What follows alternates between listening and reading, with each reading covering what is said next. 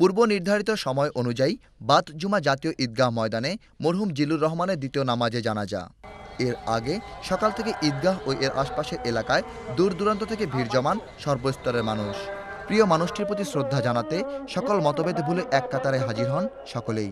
সাধারণ মানুষের সঙ্গে জানাজায় অংশ নেন অস্থায়ী রাষ্ট্রপতি আব্দুল হামিদ অ্যাডভোকেট, মন্ত্রিপরিষদ সদস্য, সংসদ সদস্য সহ ঊর্ধ্বতন সামরিক ও বেসামরিক কর্মকর্তাগণ।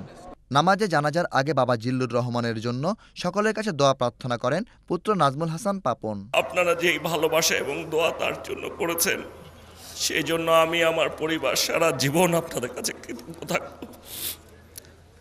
উনি মারার আগে জেনে গেছেন সারা বাংলাদেশে প্রতিটা মসজিদ, মন্দির, গির্জা সবখানে ওনার জন্য দোয়া হচ্ছে।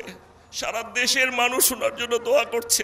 আমি ওনাকে বলেছি, উনি এটা জেনে গেছে, এটা একটা বিরাট শান্তি আমার জন্য। আমার দৃঢ় বিশ্বাস তার জন্য এটা একটা বিরাট শান্তি। ঈদগাহ ময়দানে দ্বিতীয় নামাজে জানাজা পড়ান জাতীয় মসজিদ বাইতুল মোকাররমের খতিব মাওলানা মোহাম্মদ সালাউদ্দিন।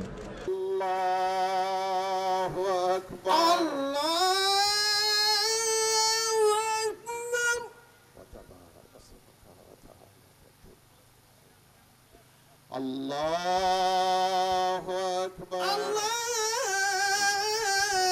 আল্লাহু আকবার,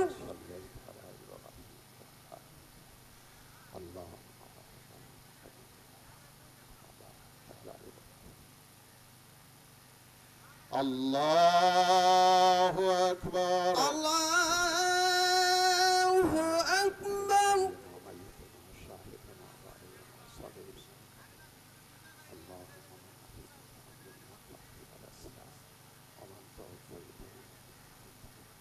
আল্লাহু আকবার, আল্লাহু আকবার। আসসালামু আলাইকুম ওয়া রাহমাতুল্লাহ, আসসালামু আলাইকুম ওয়া রাহমাতুল্লাহ। নামাজ শেষে বিশেষ দোয়া ও মোনাজাত অনুষ্ঠিত হয়।